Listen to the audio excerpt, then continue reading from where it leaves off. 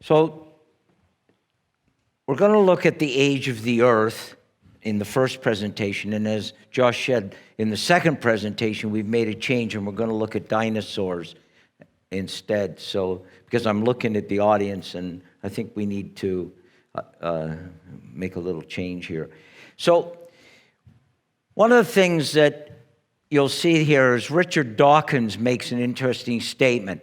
And listen to this carefully, because he says, if the history deniers, so he's going to say that people like me are history deniers who doubt the fact of evolution, are ignorant of biology, those who think the world began less than 10,000 years ago.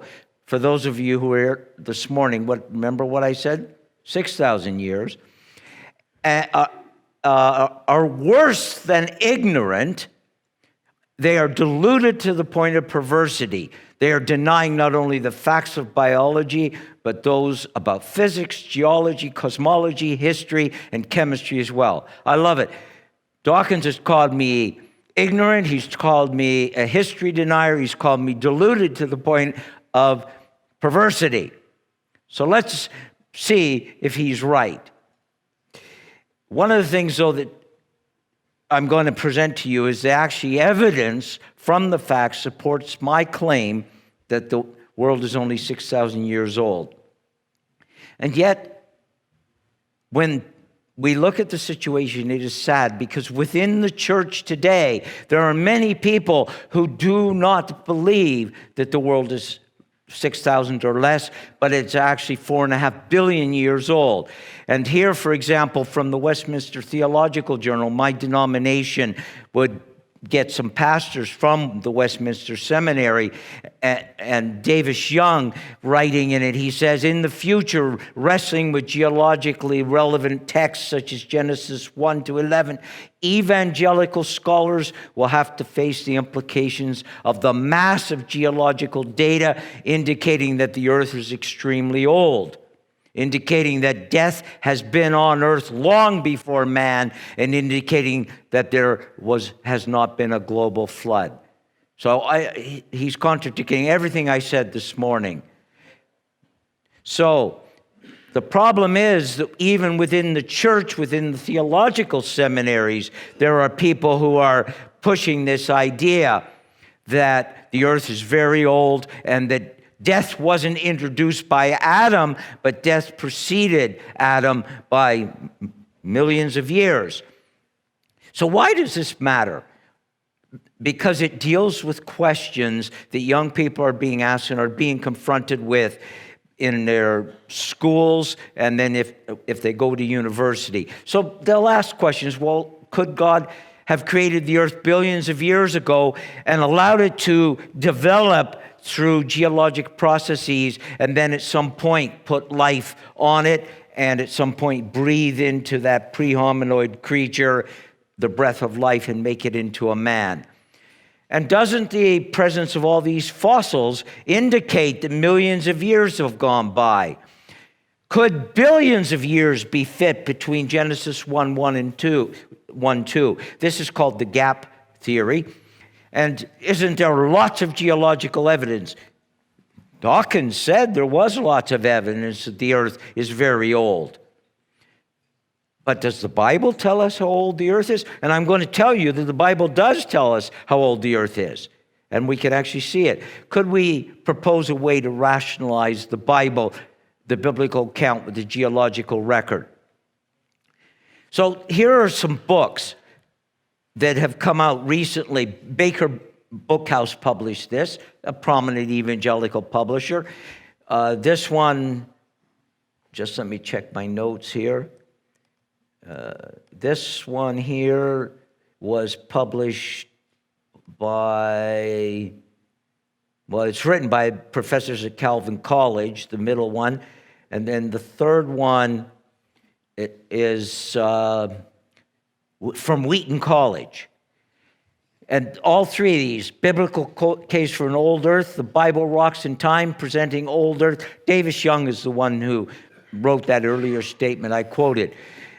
And this one is quite new, but these two are reviewed on creation.com, and the one on the right is reviewed in the Journal of Creation. And sadly, they just don't deal with the kind of information I'm going to present to you tonight. So if the Earth is in fact 4.5 billion years old, then we really can't trust a plain reading of Genesis 1 and 2. And this morning I went through and I gave you arguments for why we should accept the plain reading of Genesis 1 as a historical account. And so what we need to do is fortify the young people in the church so that they can trust the Bible. Did God really say? So why is it that people believe in an old earth? Well, one reason is because there are incredibly low odds of evolution producing exquisitely complex creatures. They don't see evolution happening around them, and they need to have the long ages for this almost the impossible to happen, because it doesn't occur in observable time. In fact, one person writing in Popular Science is honest about it. Scientists counter that these principles are oversimplified and inaccurate. That is, the principles that I would put forward. And that physical evidence is irrefutably conclusive. For instance, evolution took place over unimaginably long time period. Enough that the seemingly improbable aspect of evolution becomes probable. Do you see the point they're arguing is, if you just give it enough time, the impossible is going to become possible. Now, I may make a digression here. I think I mentioned this morning that the new book has just been published called The Stairway of Life and a Reality Check. And in there, they make the very important point that if they give 12 stages leading up to prebiotic chemistry, and they make the point in there that just adding more time doesn't solve the problem. In fact, in some instances, adding more time makes the problem worse. Because let's say the atmosphere is in just the right conditions for certain molecules to form, but the atmosphere won't stay that way, and over time it will change. And time doesn't solve the problem. But with the evolutionary view, is the unimaginably long ages makes the improbable become probable. And so we have evolution then requires long ages. That's the reason, the underlying reason for why they have the ancient earth. It's not because the evidence supports it. And the evidence does not support it, as I'm going to show you. So what they are doing here is they're making assumptions about unobserved history. This is not really a scientific question. We are dealing with two views or perspectives on history. One view is God wrote the history and he handed it to Adam, which is in Genesis 1 and 2. The other view is that we've invented a view about the historical and we're trying to force-fit facts into it. They are not observable science because we're not reinventing worlds all the time. It's history. So let me ask you a question to demonstrate this. How long has it taken for the drip to fill that sink? How long has it taken for the drip to fill that sink? So what do you need to know in order to tell how long it's taken to fill that sink? If the plug is in. Pardon? If the plug is in. Well, yeah, certainly one, and doesn't look. If the plug is in. What are some other things you need to know? The rate of flow. Sorry. Yes, the rate of flow. If it's evaporating. Exactly. Has there been evaporation? Or maybe I came along with a bucket and was bailing some out, right? Plain and how much the drip is going. Maybe I've been twisting the handle to try to stop the drip. You see, just looking at that current condition, you have no idea what the rate of flow is, if there's been any removal of water through evaporation. You don't know, just looking at the current state. And so, what are the initial conditions? Was there a little bit of water, some water, or a lot of water in the sink? You don't know. Secondly, well, this is what what we're going to show with regard to radioisotopes in a moment, when the rocks are formed, you don't know how much of the isotopes were in them, and we'll look. Another thing you don't know is the rate been constant. Has the drip been constant? You have no idea, looking at the current state. And there are very, very few processes in nature that are absolutely constant. For instance, the sunspots on the sun, they vary up and down. Tree rings vary from year to year. There are very few erosion is variable. There's very few things that are constant. And we've only been measuring physical phenomena for about 500 years. And then you have the fact that you don't know the degree of isolation. One young man mentioned evaporation, for example. That could be taking it. I could have been bailing water out. I could have been pouring water in. You don't know if the system is isolated. And it's difficult to isolate natural systems from the environment. How long has it taken to carve the Niagara Gorge? Well, certain things you need to know. What are the initial conditions? Was it a gorge at all? Or assume that there wasn't, but maybe there was. Let's assume there wasn't. Lake Iroquois, after the Ice Age, covered what is today Lake Ontario and Lake Erie, and it was bigger. As its water level is dropping, eventually the Niagara Escarpment starts to, the water's going over the Niagara Escarpment, and it's starting to cut back toward Lake Erie, and it's cutting. But you don't know. Well, make an assumption there was no gorge. Do we know that the rate has been constant? After the Ice Age, the amount of water coming from the melting North American glaciers would have had far more water coming over that than there is coming out of Lake Erie today. And today you can't use the rate. Do you know why you can't use the rate that water's going over the falls at Niagara Falls to measure? Anybody know why? Sorry? Well, that's one thing, yes. But looking at the rate today, you can't assume it was the same. Do you know why? Because half of the water in the Niagara River is being diverted to run through the Beck generating plant. So you can't look at the rate today because the system isn't isolated. And half of the water is being taken upriver and going down through big giant pipes to power Ontario. So you can't, the amount of water going in Niagara Falls today is half of what it used to be. And so the system isn't isolated. Now, anybody want to guess, just roughly before the Beck generating plant and it was cutting back, how old do you think the Niagara Gorge is, roughly? Anybody want to guess, sir? 4,300 years. 4,300. Wow. Have you read my notes? So it was cutting back at 1.5 meters a year, which is, well, we know what 2 meters is, social distance, right? So it's a little less than social distance. Everybody knows what 2 meters is nowadays. But so at that rate, it would take somewhere between 4,500 and 7,000 years to carve. What does that tell us, by the way? It's possible. Sorry? It's possible. It is possible, but what does it tell us about the Ice Age and these things, if that's the rate? It's in the realm of what the biblical creationists say about the end of the flood, which was roughly 4,500 years ago, roughly. And it's in that right range. And so this actually supports the Bible's timeline. So, how do they date the igneous rocks? You can't date sandstone using radioisotopes. You can't date metamorphic rock. The only things you can date using radioisotopes or use, and I put dates in quotes, what you can pretend to date are igneous rocks.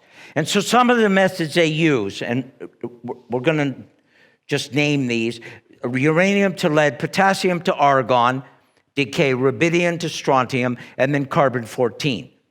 So let's look at carbon-14 first, because it's easier to get our heads around, and then we'll just quickly refer to some of the others. So with carbon-14, or any of these methods, actually, we have to know, do we know the relative proportions of each of these? How much uranium, how much lead was in the original? Do we know how much carbon-14 and how much nitrogen in the original? Do we know if it's been a constant rate? The reality is we don't know these things. And do we know that the system's been isolated? For instance, potassium is very water soluble. So do we know the system's been isolated? Even uranium is water soluble. So looking at carbon-14, how does carbon-14 get into organic material? It all starts with photosynthesis, when the plants absorb carbon dioxide and make new plant material. So it all starts with that. Oh, I need to back up. How does carbon-14 originate? It originates when cosmic rays come into the atmosphere and they hit nitrogen in the atmosphere, and occasionally then it will pop up valence and it will become carbon for a while. And it goes up valence from the energy that comes in from the cosmic rays. So the extra neutrons are added in, the nitrogen becomes carbon-14 atoms, and then it's absorbed into the grass and the plants. The animals eat the plants. When we ingest plants or meat, we take carbon-14 into our bodies. We don't take it in through breathing. We take it in through digesting either plants or meat from animals, and we ingest carbon-14. When a tree dies, a plant dies, when an animal dies, when a human dies, there's no more intake of carbon-14. And so what happens is that the carbon-14 then begins to decay over time back to nitrogen. And it has a half-life of roughly 5,700 years, roughly. But let's just say, for the sake of discussion, 5,000. It's easier to work with. In 5,000 years, the amount of carbon-14 that was originally there, in 5,000 years, it's now half. In another 5,000 years, it's a quarter. In another 5,000 years, it's an eighth is left, and then a 16th, and then a 32nd, and then a 64th. And after 60,000 years of doing this, you can't even detect carbon-14. Carbon-14 is gone in 60,000 years. This is an important point, as you will see as we move on in this.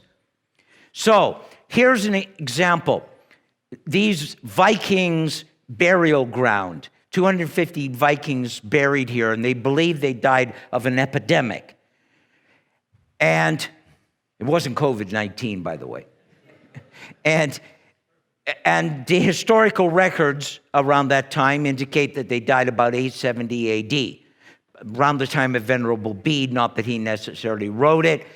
But when they date it with carbon-14, they date it as 300 years earlier, back to 570. And yet we know historically that they were buried in 870 AD. And yet if you date their remains with carbon-14, based on the decay rates and comparing carbon-12 to carbon-14, or the presence of nitrogen to carbon-14, those ratios, they dated it 300 years earlier.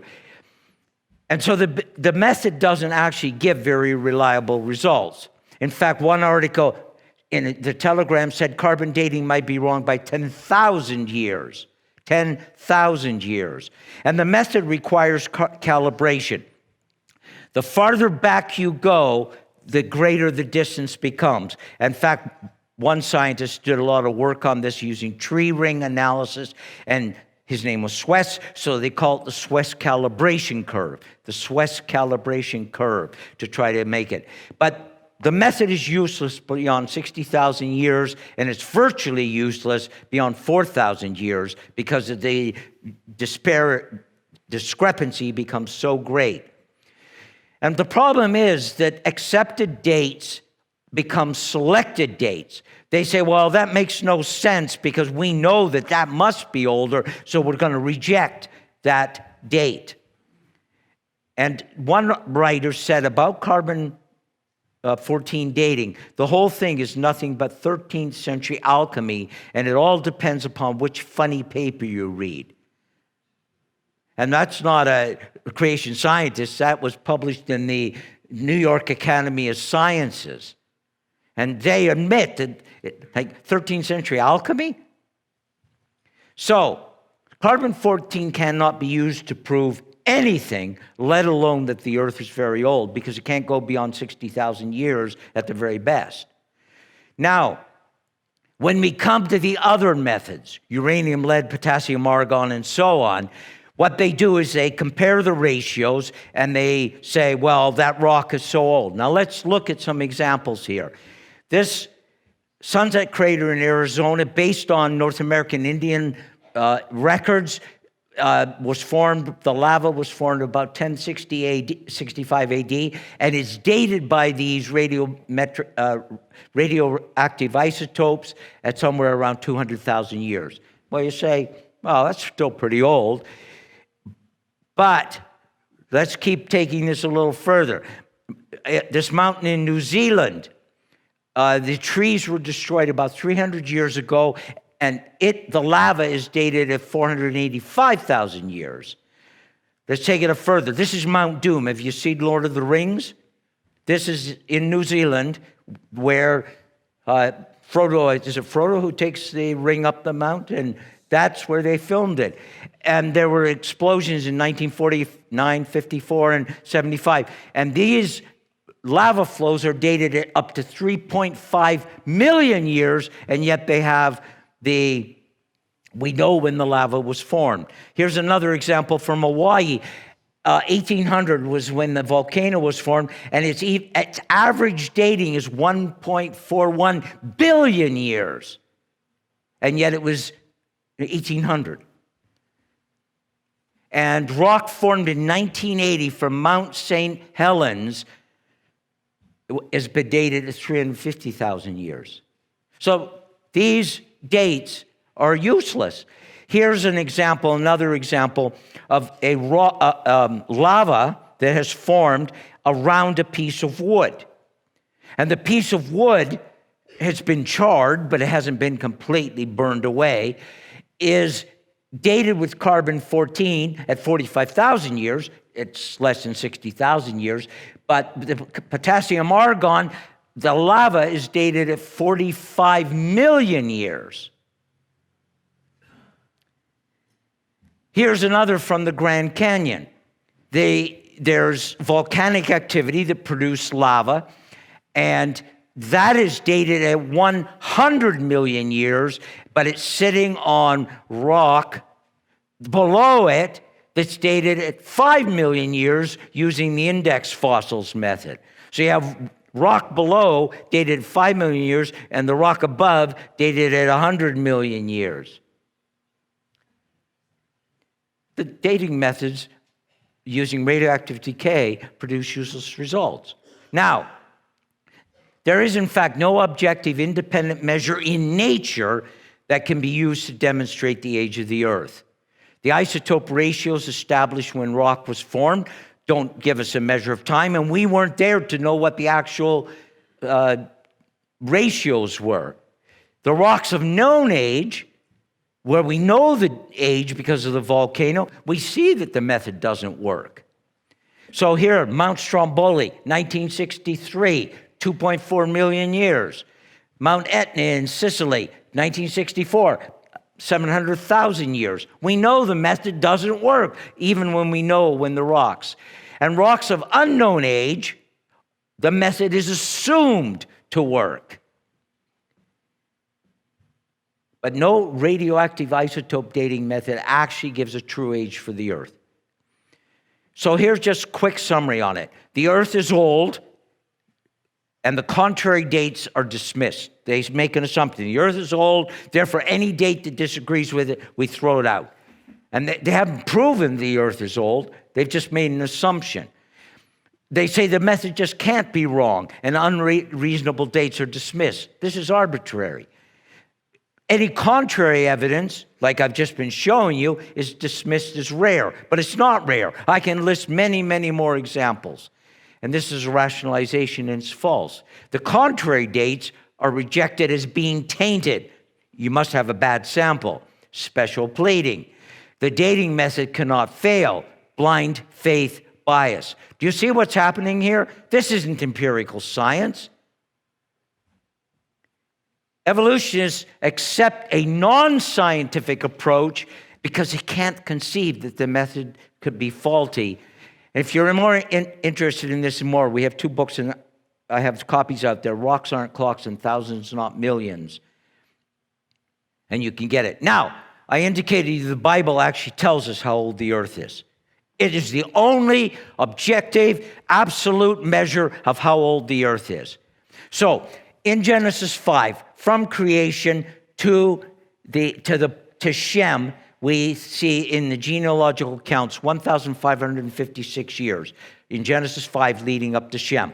And then in Genesis 11, from Shem to Abram, we add another 390 years from Genesis 11. And then we read further in Genesis that Abram goes to Haran, and he's 130 years old. And then we have the Exodus from that point. Remember, Abraham is told that there will be a period of time in which they will go into, his descendants will go into captivity. And we're told that in Scripture that's 430 years. And then from there to the construction of the temple, we're told in Scripture there's 479 years. And then from the construction of the temple, the division that's under Solomon, to the division of the northern kingdom and the southern kingdom is 37 years. And then from that point until the destruction of Jerusalem is 390 years. And we can now tie it into the secular calendar of 586 BC. And then if we work back 3,412 years, and where does it take us? To roughly 4,000 BC. Now, it wasn't 4004 BC on October the 1st, as Bishop Upshur says, and part of the reason why that is because even when you have these accounts of so-and-so was born and so-and-so, nobody was born exactly on his father's birthday. So it could have been 6 months, 9 months, 3 months. We don't know, so we can't be that precise. But it's roughly 4,000 BC. We're roughly 2,000 years. That's why we say 6,000 years approximately. We're 6,000 years since Christ, 4,000 years before. And so then there are various arguments in favor of the old earth, and then I'm going to show you they have problems, and then I'm going to show you arguments against an old earth. So one of the arguments is the strata have been laid down over millions of years. This is false.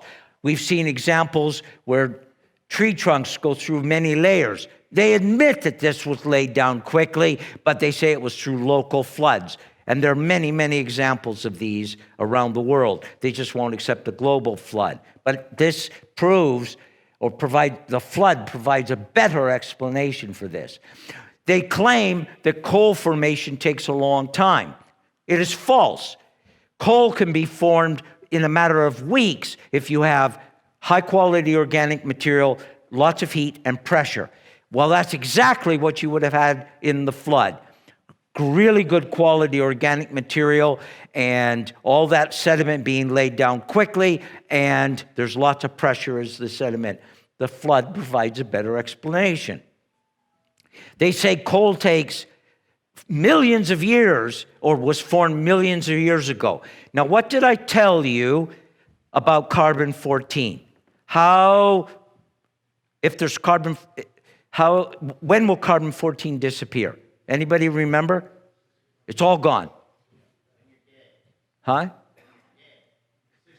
60,000 years. That's the absolute limit. You can't even detect it after that. So, coal was formed millions of years ago. It is false because you take a coal sample from anywhere in the world and it has carbon-14 in it. Anywhere in the world, it has carbon-14 in it. Coal simply cannot be more than 60,000 years. because it has carbon-14 in it. It would all be gone. There's a claim that stalactites and stalagmites takes millions of years. Those are what are in caves. Remember how to tell the difference between a stalactite and a stalagmite. Stalactite has a C in it, so it hangs from the ceiling. And the stalagmite comes from the ground. This is false. Now here, 1923, the basement of the Lincoln Memorial, they're starting to see the stalactites. Not very impressive, but look at this, George Rogers Clark Memorial from Indiana.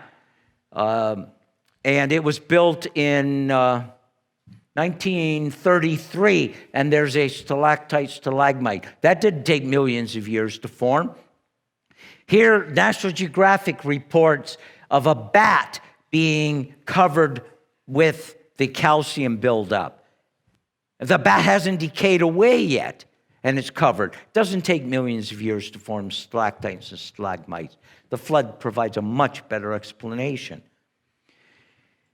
Is there any evidence then that the world is not millions of years old? Any evidence? So the first I want to suggest is, where are the missing humans? If they've been around for 60,000 or 200,000 years, where are they? Just bear with me here on a little bit of math. If the average couple produced 2.25 children, and I've never seen a quarter of a child, have you? But anyway, the average couple produced 2.25 children. Steady state, by the way, is figured at 2.1 children.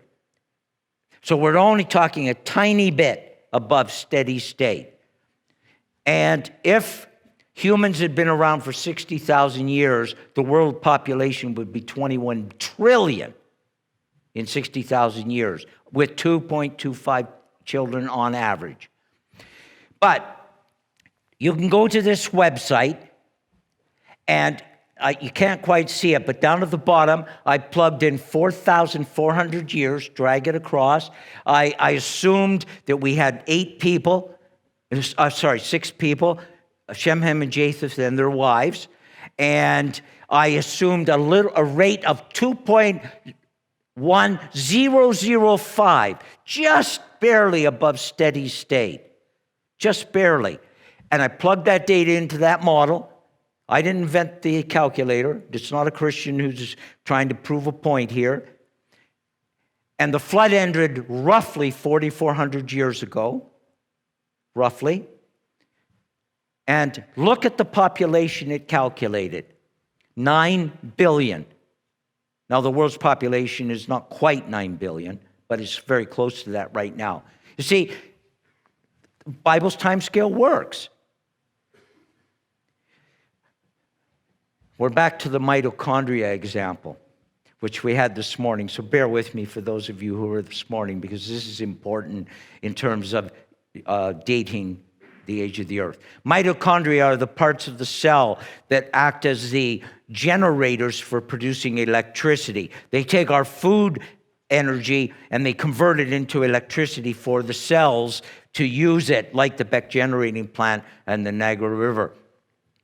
And this mitochondrial DNA is separate from the rest of our DNA that produces from the genomic standpoint, we have a lot of similarity, but the phenomic differences, like hair color, eye color,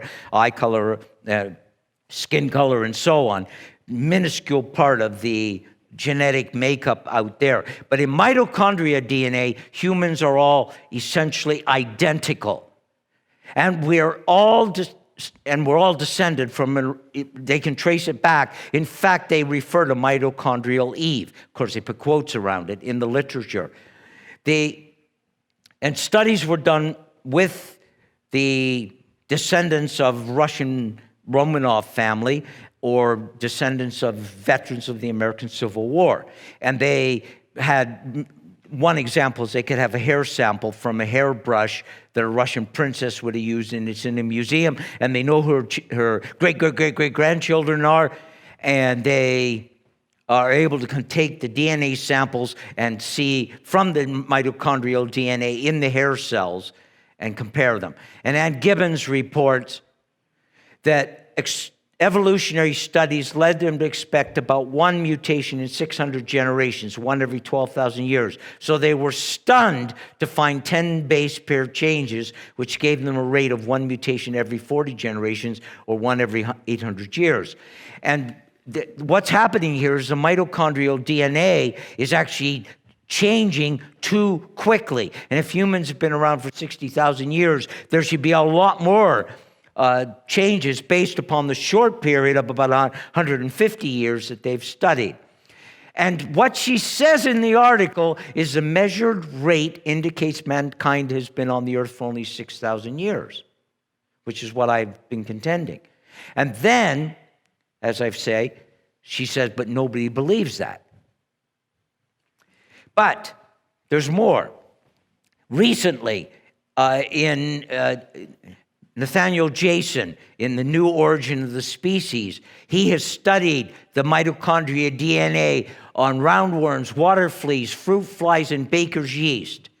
And every one of these also falls within roughly the 6,000 year period with their mitochondria DNA changes. And he's looked at them all.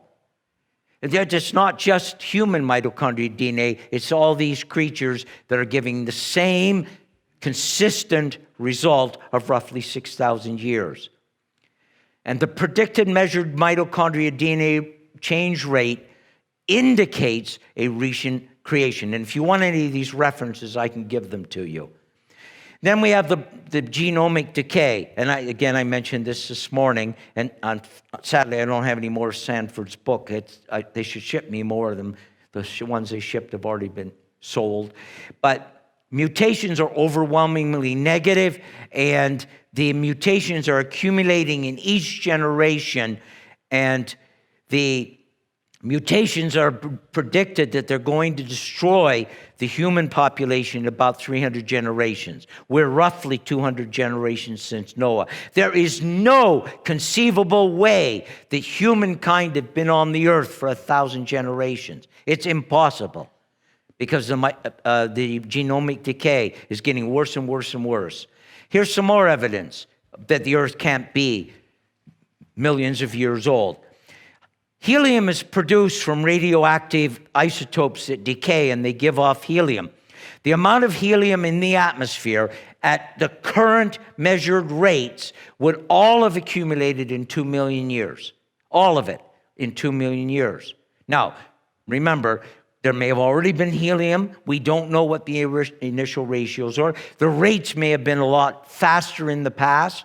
We don't know. But if we just go with the current rate, it would have all accumulated in 2 million years. The saltiness of the oceans at the current rate that fresh water carrying some salt in it, flowing down the rivers, like the Fraser River in BC or the Mississippi or the St. Lawrence River carrying, or the Amazon, the amount of salt can be measured. And the saltiness of the oceans today would have been accumulated in 60 million years, not 4.5 million years. And again, we don't know, just as taking current rates. However, saltiness may have been injected much faster during the flood because there was a massive amount of erosion going on. Taking the oceanic carbon, knowing how much organic material is flowing down these rivers, at a current observed rate, the amount of carbon in the ocean water would have accumulated in 4,000 to 6,000 years. 4,000 to 6,000 years. The flood ended roughly 4,000 years ago. The earth is only 6,000. It, again, supports the Bible. These accumulation rates support a recent creation. You remember Jurassic Park? They got amber and they took the mosquitoes and they took from their guts and they got the DNA of dinosaurs. Remember that in Jurassic Park, Michael Crichton's book or the movie? And so bacteria, fungi, yeast have been extracted from the abdomens of insects that are encased in amber. And the amber was produced during the flood. Of course, the evolutionists would claim it was produced long ago, like at the time of the dinosaurs dying out in 65 million years ago. But if you take any of that bacteria, fungi, or yeast, you can cultivate them, grow them just like you can anything today. If they'd been buried 65 million years ago, they would have given up all of their energy long ago. They would be inert. If the earth was old, as many evolutionists claim, they would have stopped processing energy long ago. A better explanation is they were preserved by the flood. In your medicine cabinet, in your pantry, in your refrigerator, there are various products. On many of them, across those three domains, you find labels on them bearing something. What is in the label? Expiry date. A best before date. Have any of you seen a best before date on organic material of 100 years? Would you like to drink milk that has 100 years? No. We know that it goes bad. It deteriorates. Organic material decays. Have you ever seen a best before date of 65 million years? Not a chance. We know that organic material decays away. Mary Schweitzer, reporting in the Smithsonian Magazine, indicated that she found blood cells, blood vessels, DNA, proteins in Tyrannosaurus rex bones. And there have been all kinds of attempts to discredit her, but she's continued to do work, and she's found more and more samples, and others have found them, and at least 40 examples of soft tissue have been reported in the literature. In fact, if you go to some digs, dinosaur digs, when they open them up, they still stink of death. These were not buried 65 million years ago. Impossible. If the earth was as old as evolutionists claim, dinosaur bones could not contain soft tissue. In fact, to get around this, what the evolution has to do is basically, I'm being a bit facetious here, they have to create Tupperware containers to put the bones in so that they don't have anything affecting them. So, again, this supports the biblical account of the Genesis flood. I see these metal monsters all around here when I'm driving around, and we know that natural gas and oil are in sedimentary rock, which is permeable. Even shale is permeable over time. And if the pressure in natural gas and oil would have long ago dissipated if they were. And I've already mentioned carbon-14 in a different context tonight, but if carbon-14 is found in coal, it can't be more than 60,000 years old. And it's found everywhere. What are the evolutionists doing with these facts? It's overwhelming here. I think you should agree with me, right? And I'm only barely scratching the surface. If the earth were as old as many evolutionists claim, these stone arches would be gone in less than 10,000 years. The continents would be absolutely flat. At known erosion rates, it would only take 14 million years to flatten the continents. The Rocky Mountains would be gone. And yet, geologists tell you the Rocky Mountains are 100 million years old, and yet erosion rates would have had them go in 14 million years. They're just not thinking about these things. In 27 billion tons of sediment enter the oceans every single year. Less than 1 billion leaves through subduction.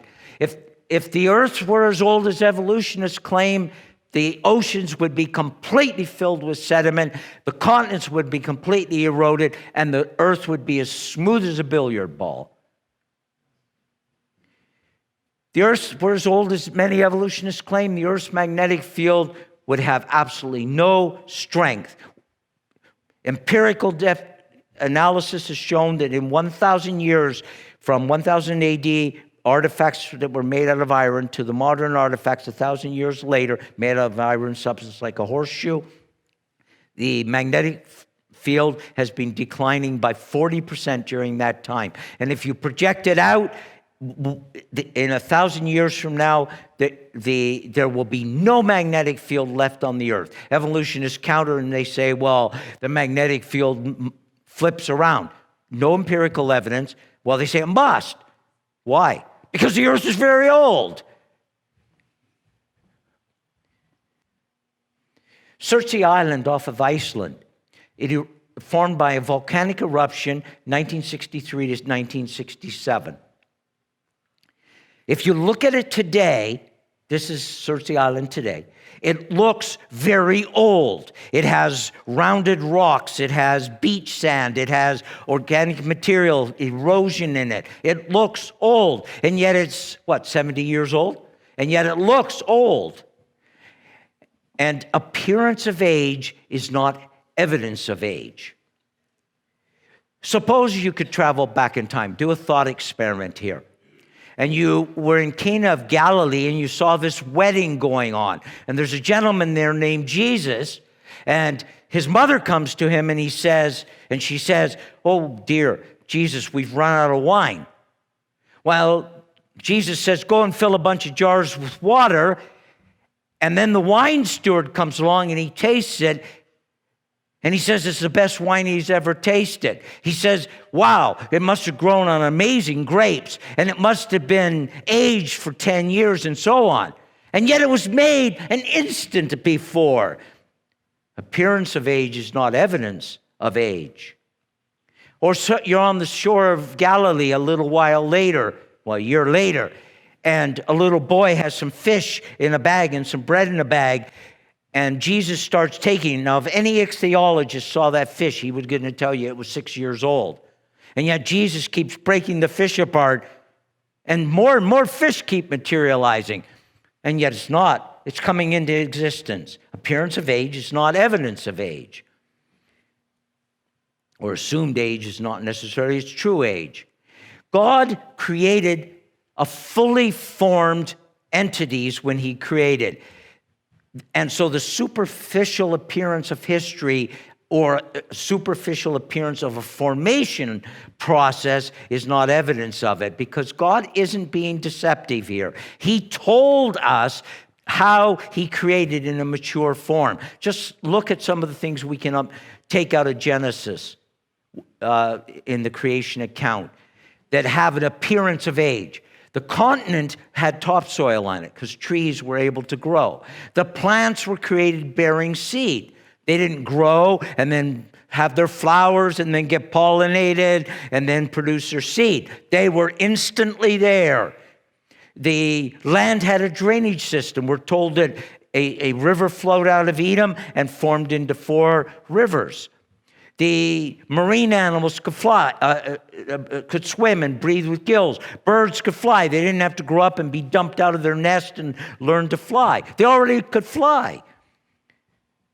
And all these things that God tells us, he created a mature world for man. Adam and Eve were able to speak, walk around. They didn't come in as embryos or as little babies. But God is being deceptive because he tells us that what he did. And he says it was all very good when he created it, ready to support human life. And so man's theories for explaining the origin of the age of the earth are filled with all kinds of problems. But we either accept God's word that he created a mature world, or we're just going to be in all kinds of conflicting evidence here and conjecture. In fact, Jesus tells us that at the beginning of creation, God made them male and female at the beginning. So 4,000 years when Jesus spoke, 30 AD, and he says, at the beginning. So mankind was present from the beginning. Now, one smart aleck countered and says, "Oh no, man wasn't created at the beginning. He was created on the 6th day. True, but it's close enough, right? 5 days away. It's not the secular worldview, which is the alleged Big Bang, 13.8 billion years ago, 4.5 billion years from the earth. Genus Homo is supposed to have arrived at 1.2 million years. Modern humans around 200,000 years. Mankind present only at the end, not at the beginning. We have all kinds of other ways we can look at this. The Irish Chronicles, not having any direct connection with Hebrew scriptures, they say that Ireland was colonized in 1448 BC, and which was the 2,520th year since creation, in the right time, general time. The Saxon Chronicles say the world was created in 5200 BC. Now, they don't use BC. It's their counting methods converted into our measures. So these are independent evidence that the world is not billions of years old. So this is some resources that you can get out on the table. Deep Time Deception, Answers book, and then, of course, you can subscribe to Creation Magazine, where we often deal with these kinds of subjects. And if you don't want to spend a penny, go to creation.com. We have videos available. I have this middle one out there. I don't have the other two with me. And so we can conclude that there's enough evidence that indicates that the world is not billions of years old, and we can trust the Bible.